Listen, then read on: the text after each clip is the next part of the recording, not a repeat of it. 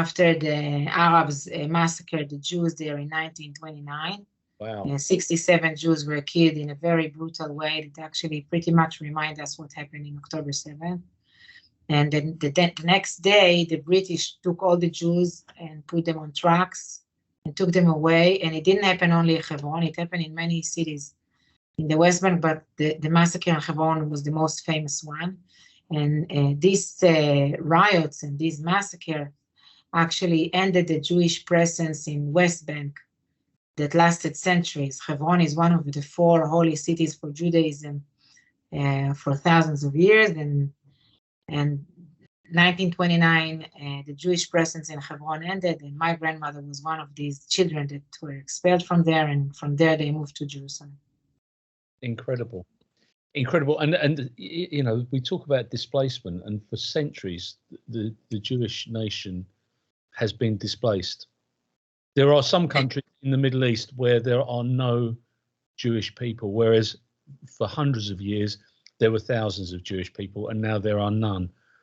In all of the Middle Eastern countries, there were big communities of Jews, and actually today more than half of the Israelis originated in the Middle East, not in Europe, like myself and many, many others. But you know what impressed me is that you said the Jewish nation and the Jewish people. And I think this is something we should say a word about, because you know, I'm usually being asked, Judaism is actually a religion. No, it's not just a religion. Judaism is a nation. It's the Jewish people. We were a tribe that established this place, that built Jerusalem 3,000 years ago. And that's why you see such a strong identity that was preserved during the years, because we have kind of the same dream, the same connection to the same land, and the same city, which is Jerusalem.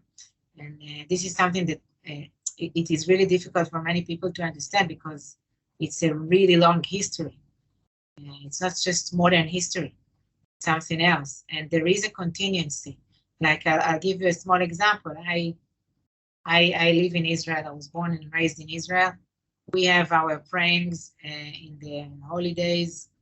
Yom Kippur is the holiest day in Judaism.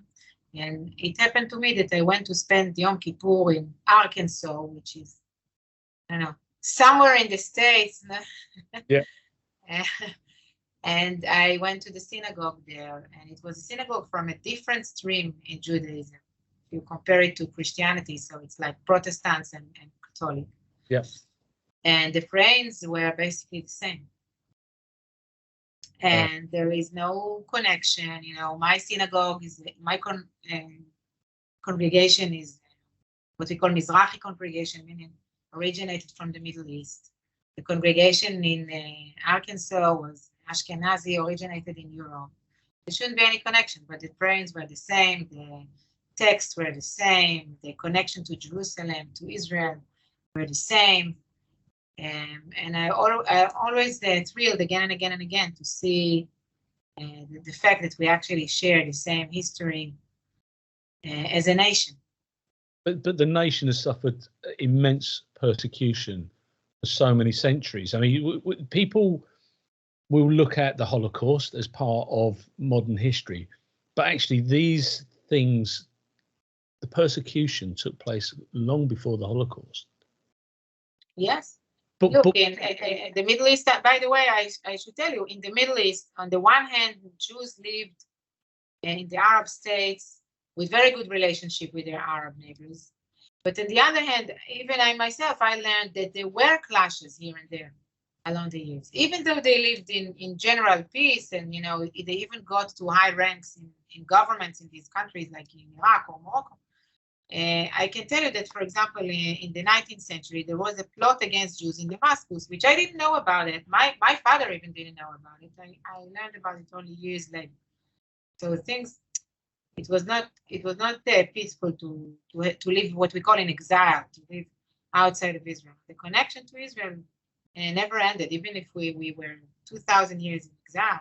In all our songs and traditions and practices, like religious practices, eventually there is a connection to a land, which that's the main characteristic to a nation. Right. I find it absolutely fascinating. And if you've got a modicum of sense around history, the battles that are taking place now